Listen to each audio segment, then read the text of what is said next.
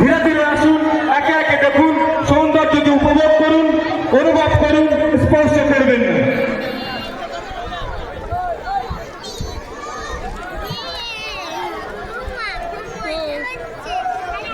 একটু দাঁড়িয়ে যান।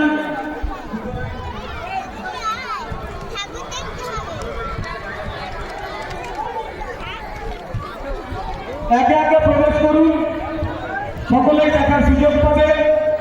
ছোট ছোট পুজো ভলেন্টিয়ার আছে অনেক, তাদেরকে সহযোগিতা করুন। অনেক বয়স্ক ব্যক্তি যারা আশীর্বাদ করেছেন, সাথে সাথে বলেছেন মণ্ডপ অনেক উঁচু, কিন্তু দিদিভাই মাসিমা মণ্ডপ অনেক উঁচুতে হবে। চলো চলো চলো চলো, না না জুতো খুলতে হবে না, ঠিকঠাক